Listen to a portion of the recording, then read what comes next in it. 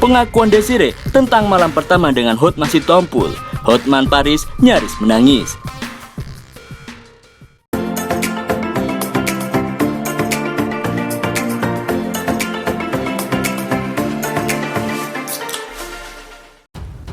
Desir Tarigan Sitompul yang ditemani tim kuasa Hotman Paris melaporkan Hotman Sitompul dengan 2 laporan, yakni dugaan pencemaran nama baik lewat media sosial atau ITE dan penyerobotan tanah.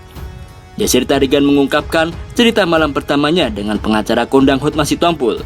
Cerita itu diungkapkan Desire pada pengacaranya Hotman Paris Hutapea. Desire telah melaporkan Hotman ke kepolisian. Setelah melaporkan Hotman Sitompul ke polisi, Desire Tarigan juga mengadukan suaminya ke Komnas Perempuan. Hal itu terlihat dalam video yang diunggah di channel YouTube KH Infotainment Kamis lalu. Saat ditemui di Komnas Perempuan, Hotman Paris mengaku hampir menangis ketika Desire bercerita mengenai malam pertamanya dengan Hotman. Ditambahkan Hotman Paris, sejak awal Agustus 2020, kliennya tak diizinkan untuk tidur di kamar mereka.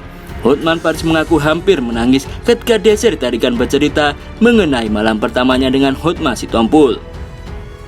Desember 2020, masih Mami Papi di Instagram. Anda lihat kan, Mami kuenya enak, tapi kamu tahu nggak? Ucap Hotman Paris. Sudah 7 bulan terakhir tidak tidur satu kamar dari awal Agustus 2020, tapi Desember masih minta, Mami Papi kuenya enak, sambungnya.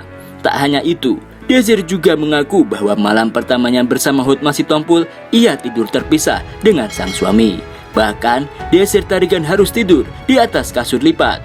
Tadi saya hampir menangis ketika dia bercerita malam pertama mereka pisah kamar, ungkap Hotman Paris. Dia tidak ada di tempat tidur, dia tidur pakai kasur lipat. Istri konglomerat dalam tanda kutip tidur pakai kasur lipat. Setelah 7 bulan, dia beli tempat tidur sendiri, tambahnya.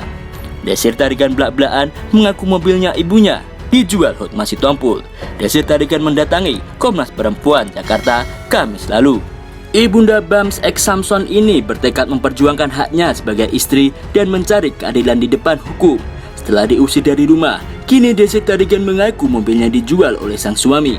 Pertama, kamu hak tinggalnya sekarang sudah tidak di rumah itu lagi. Dia kehilangan hak tinggal rumah yang milik bersama, kata Hotman Paris. Yang kedua apa? Mobilnya gimana? Tambahnya, mobil sudah dijual, ucap Desir Tarigan.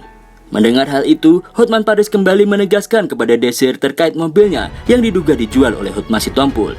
Desir Tarigan mengungkapkan bahwa selain menyerobot tanah, Hotman juga mengambil mobil ibundanya.